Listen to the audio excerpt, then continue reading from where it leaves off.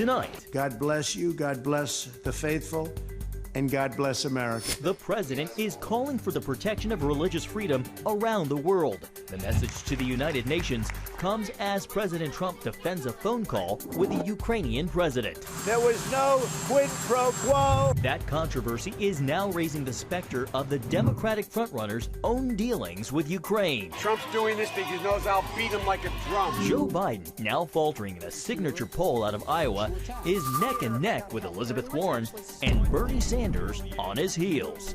All this as new tensions heat up over Iran's role in the attacks on Saudi oil facilities. And elsewhere in the region, the Israeli election still deadlocked. All this and more tonight on Faith Nation.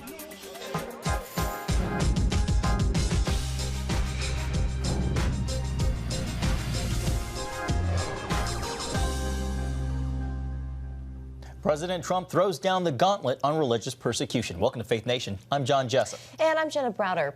Well, President Trump takes a big stand for religious persecution at the United Nations today. That was the focus of his speech. The commander-in-chief urged world leaders to work together to protect communities of every faith. CBN News White House correspondent Ben Kennedy joins us live. Ben, this was a historic address. Yeah, John, Jenna, no doubt Trump is the first U.S. president to host a meeting at the UN on religious freedom. And to put things into perspective, it's reported that 1 in 9 Christians worldwide experience high levels of persecution. Now, that's up 14% from last year, which is why the White House is making it a pretty top priority. As president, protecting religious freedom is one of my highest priorities. In his keynote address to the UN, President Trump pointed to alarming statistics showing 80% of the world's population live in countries where religious liberty is threatened, restricted, or even banned. And when I heard that number, I said, please go back and check it because it can't possibly be correct. And sadly, it was.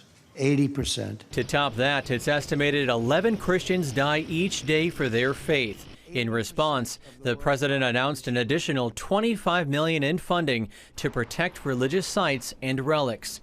There will also be a new business coalition focused on workers. This is the first time this has been done.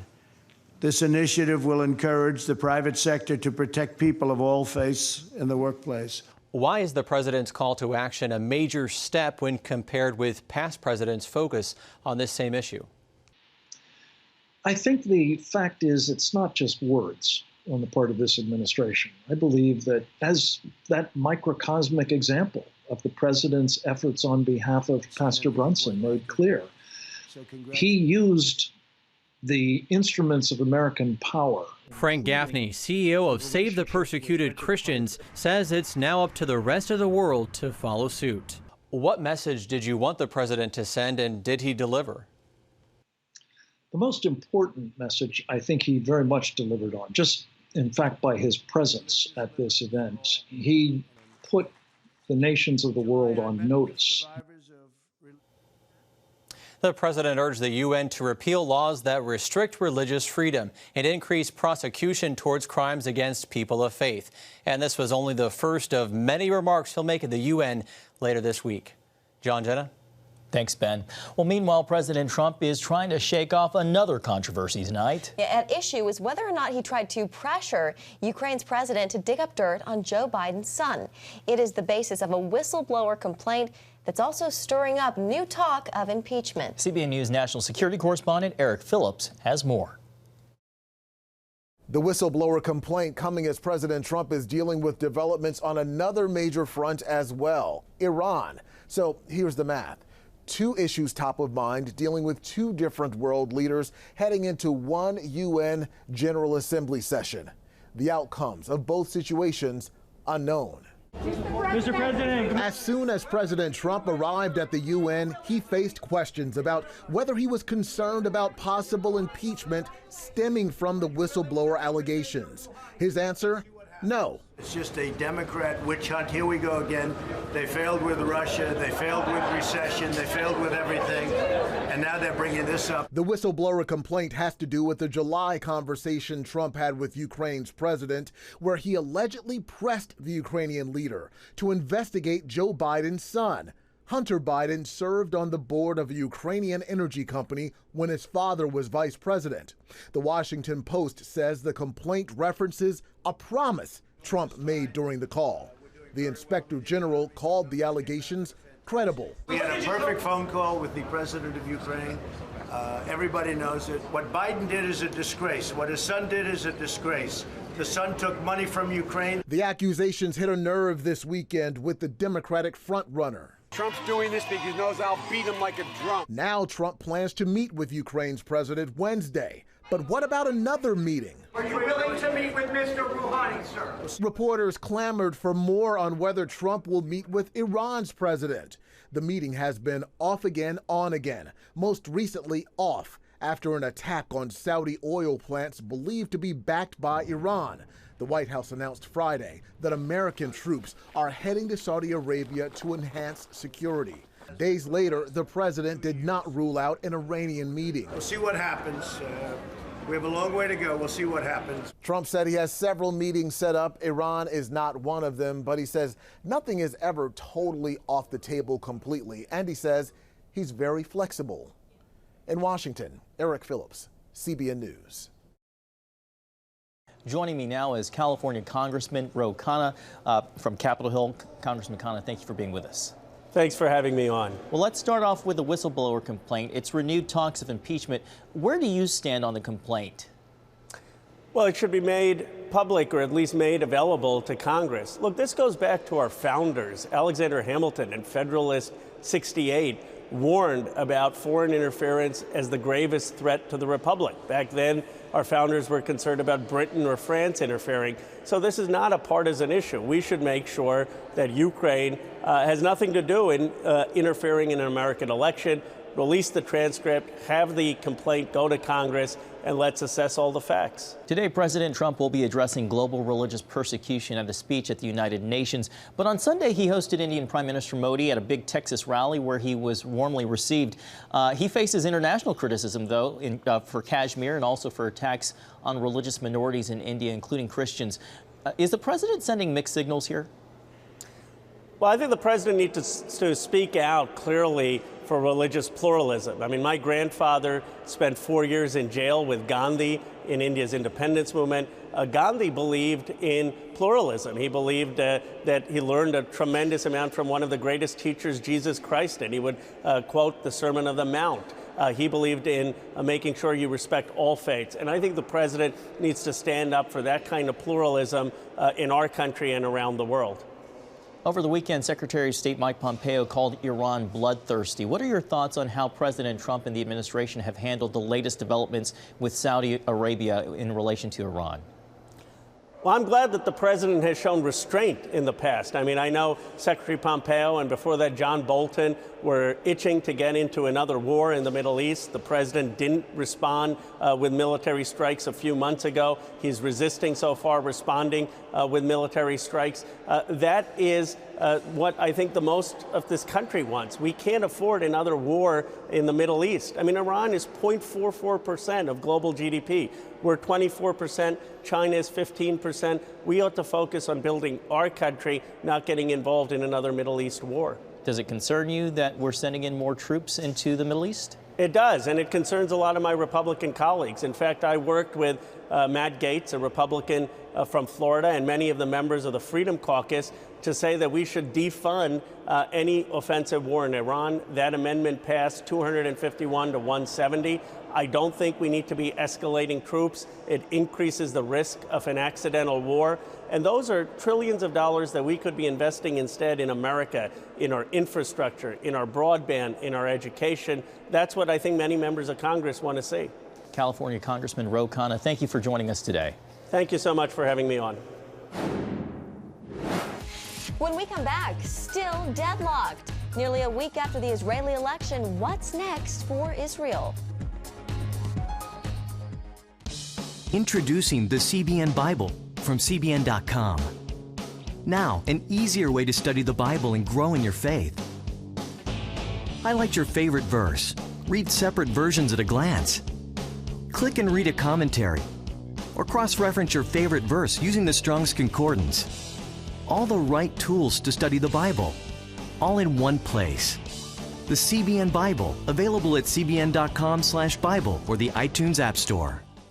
It has the power to influence weight loss, boost your immune system, and improve brain function. We've seen an explosion of data on the role of the gut microbiome in health. The free Build a Better Gut booklet reveals the latest information about the gut microbiome. You'll discover how your gut affects the rest of your health. The gut microbiome has been linked to depression and cancer and heart disease. Learn how to build a stronger, healthier gut. The microbiome, if it's in good composition, are really protecting us all the time from more invasive things. Get the Build a Better Gut booklet, free from the Christian Broadcasting Network.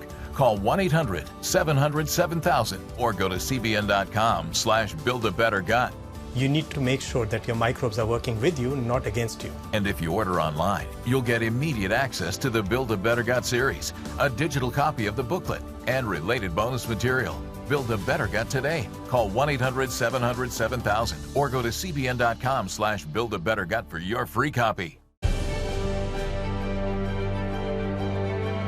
Here, we're committed to a heritage of rigorous scholarship dating back over 1,000 years. And to a faith tradition dating back 1,000 more. This is how we create a culture of inquiry where no topic is off limits. And a culture of hope. Anything's possible! It's Christian leadership. And it's changing the world for the better.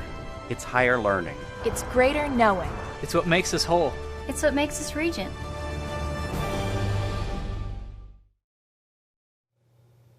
Well, it's been nearly a week since Israelis went to the polls to decide the fate of their government. But 6 weeks later, the issue is still unsettled. Neither Prime Minister Benjamin Netanyahu or his opponent, Benny Gantz, gained the majority needed to form a coalition government. And while it's still unclear which man will serve as the next prime minister, negotiations are underway for a possible unity coalition government to come together. It may take weeks to get that together, and it's even possible Israelis could go to the polls for a third time. And with us now is Joel Rosenberg, a best-selling author and Middle East expert. Joel, it's nice to have you on set with us live. Great to be with you guys. Thank you. What's your take on last week's still deadlocked elections, and as Jenna just mentioned, the possibility of an unprecedented third election this year? Yeah, I don't think we're really going to go to 3 elections. I don't think the Israeli people will tolerate it, and they will blame somebody. So I think what we're heading towards is what we actually need, a national unity government where Benny Gantz, the former IDF chief of staff, Israeli military chief of staff, might serve for 2 years in that, and then Prime Minister Netanyahu serves for 2 years. The question is which would go first. When you have a deadlock like this, that's what people want. They're saying we're not choosing either or.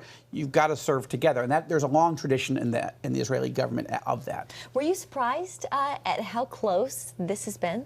No, because it was so close in April that they couldn't form a coalition. What was surprising is that Netanyahu pleaded with the country and was tried to be so persuasive that he needs a larger center-right bloc majority so that he wouldn't have to make a deal with Benny Gantz. And he got fewer votes, fewer seats than he did last time. So Netanyahu's really on the ropes. He's in trouble politically. I'm not saying he's gone, but on October 2nd and 3rd, just next week, he faces the first of his indictment hearings on 3 separate corruption charges. So he's got a tough road ahead of him right now. What do you make of the Arab Party endorsing Gantz? Well, they're only doing that to keep Bibi Netanyahu from ever becoming prime minister again. And they've actually been explicit about this. I think this is a question.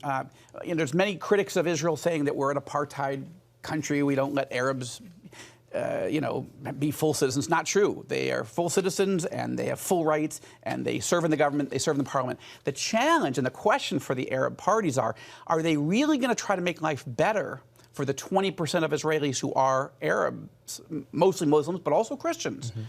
Or are they only going to be in this sort of blocking mode against any Israeli political decisions? And if they want to participate, they could actually benefit their people in a tremendous way.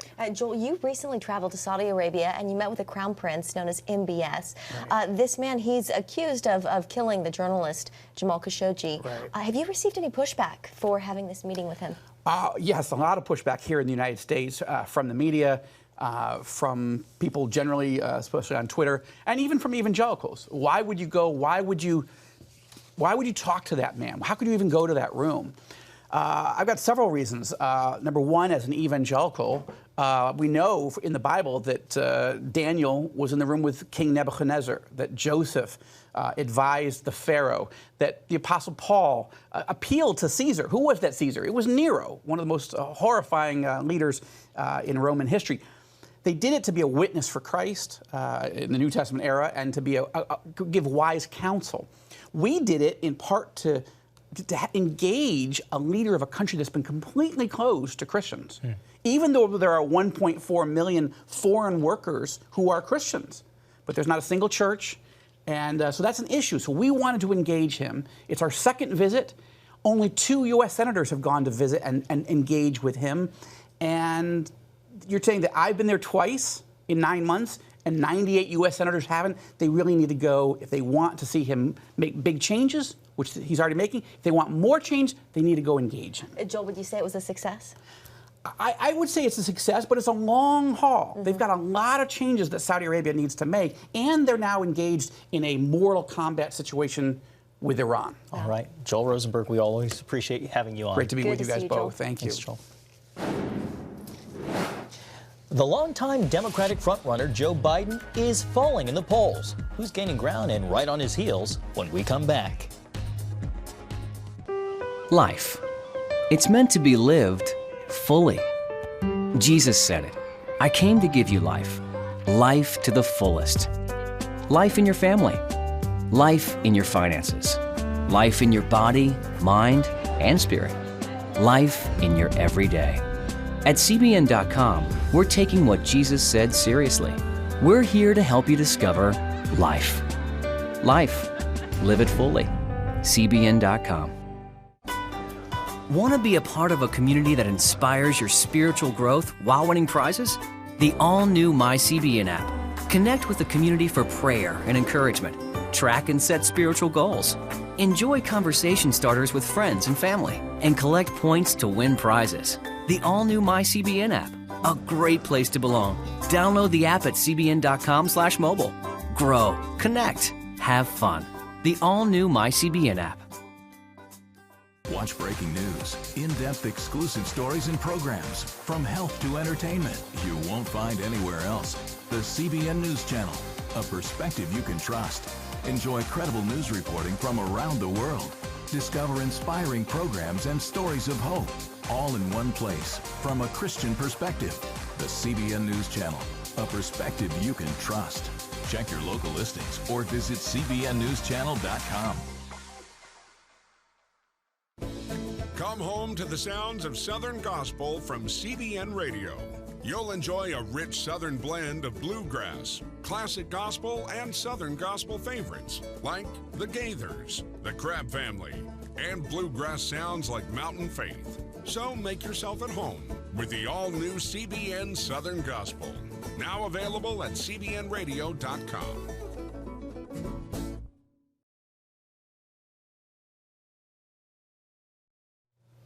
Joe Biden's place says the Democratic frontrunner is in doubt for the first time in an Iowa poll. Elizabeth Warren is surging, with the latest Des Moines Register poll showing a 2-point lead, still a statistical tie with Joe Biden at 20% and Bernie Sanders on their heels at 11%. And joining us now is Caitlin Conant, CBS political director, and David Brody, CBN's chief political analyst. Caitlin, to you first. Elizabeth Warren. That's my announcement today. There we go. Breaking news.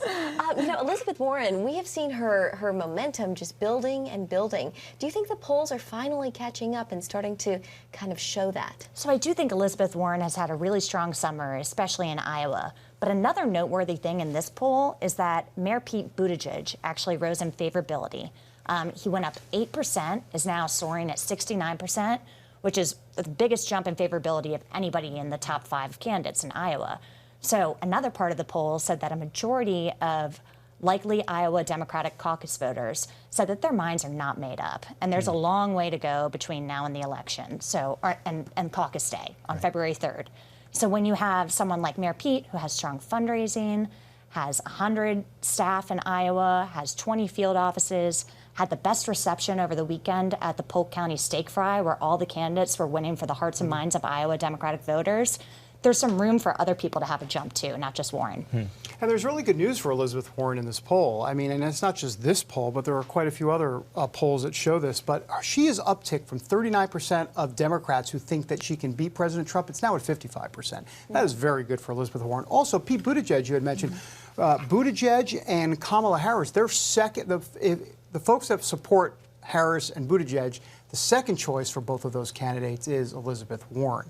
That also is good because when the race narrows, those folks go to Warren. Someplace to go. Yeah, look for that down the road, too. Caitlin, I want to ask you, Democrats are circling two things when it comes to that whistleblower complaint. They're looking for the transcript between President Trump and the Ukrainian president. They're also looking for the actual whistleblower complaint. Both offer clues to the bigger picture of what's happening. What's their goal? Well, that's up for them to decide and figure out. But what I know is that all of these are paving the way for potential impeachment proceedings. And that is something that Democrats, including Speaker Pelosi, and Democrats who won in red districts that Trump won, they took those districts back in the midterms, they really didn't want to be talking about. So I think any movement on impeachment is going to really depend on where those House members stand. Yeah, and I think it's also going to depend on what was said in that phone call, if we ever find out.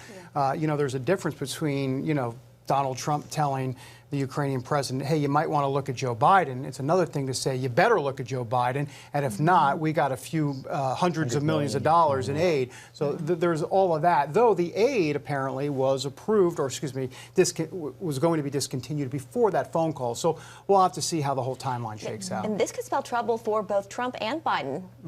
Yeah, no, for sure. I mean, look, this is what Trump and Giuliani have wanted to do the whole time. They said, look, the media is missing the real story here. And the question is, was it a bribe? When I say was it a bribe, did Joe Biden actually bribe the Ukrainian government when it came to all of this, basically saying, you better fire the prosecutor, and if you don't, you're not getting billions of dollars in aid? I mean, that's what their whole main contention of this is. But a lot of folks have debunked that. Having said that, Giuliani says, wait, we're going to know more details soon. Is the president potentially just gaslighting the media here? Is this a Machiavellian ploy? Well, I'll tell you what the Biden camp thinks and what the President Trump thinks, and then what I think. I think the Biden campaign thinks it's completely inappropriate that the president would be asking a foreign leader to do his opposition research for him. I think, as David pointed out, the president thinks this is a good attack, and he keeps repeating it. What I think is that it's actually good for the Biden campaign, because since day one, he wanted to bypass the primary and wanted this to be a battle between him and President Trump. And now what do we have? We've watched the TV the past few days. We're talking about it, and he's avoiding answering questions about Elizabeth Warren rising in the polls, and instead gets to attack President Trump. And they put out 3 fundraising emails on it in the past couple days. And my 5-second take is that I'm done psychoanalyzing this president. Yeah, there you go. We'll have to leave it there. Thank you both for being with us. Thank you for having me. And we'll be back right after the break. Life. It's meant to be lived fully. Jesus said it. I came to give you life. Life to the fullest. Life in your family. Life in your finances. Life in your body, mind, and spirit. Life in your everyday.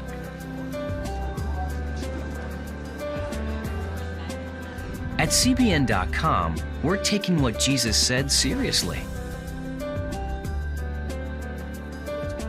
We're here to help you discover life. Life. Live it fully. CBN.com.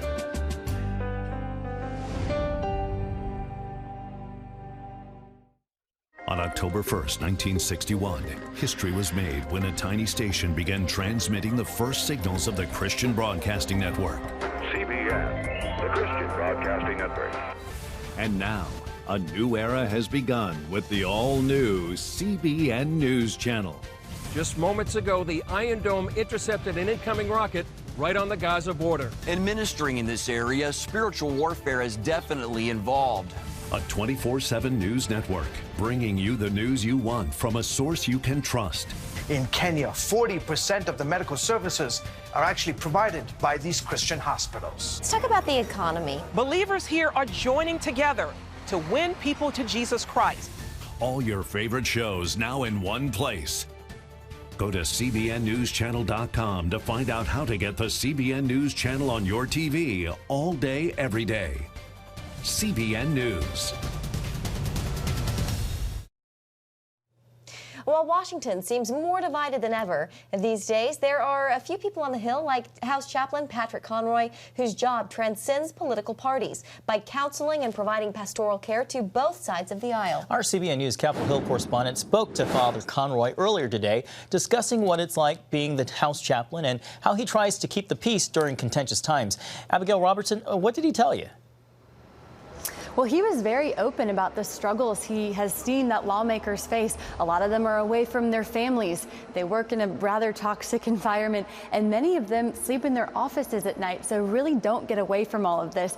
And he says one way he reaches them is just by humanizing them and viewing them as humans and not by their titles. Take a look. That negative message impacts human beings. So to be mindful that your own member of Congress, no matter how critical you are, that they are also a human being who's in need of your support and your encouragement, even in their failure, if that's your message. That all else being said, my hope for you and my prayer for you is that you do well, that you be your best self in doing the work that you do. And I think that is, in the spiritual life, in the spiritual world, that is so important. I mean, because it's brutal. Now, on the bright side, he did say that as House Chaplain, he gets to see a lot of things that others don't, which is that many of the lawmakers are much more friendly with the members across the aisle than people realized. Yeah, that's nice to hear. Abigail, you also talked to Father Conroy about his viral prayer over the summer where he actually cast out the spirit of darkness from the House floor. What motivated this prayer? Yes, well, I asked him that, and he said that there was just a particularly dark week here on the House where he got to the House floor and it was just ugly. And he said that he just could feel this tangible darkness. So he decided just to hit the reset and prayed to cast out that darkness. Take a look. It was a very conscious prayer on my part, very intentional, that I wanted that prayer to be, again, a prayer not condemning or not accusing or not. I did not want to blame anybody for what happened. There did need to be a calling of the Holy Spirit into this place. Yes. Not that the Holy Spirit's ever absent, yes, but that there was a sense that in the house there was a darkness that really was unsettling to everybody. Wow. Thanks, Abby, and that is our show tonight.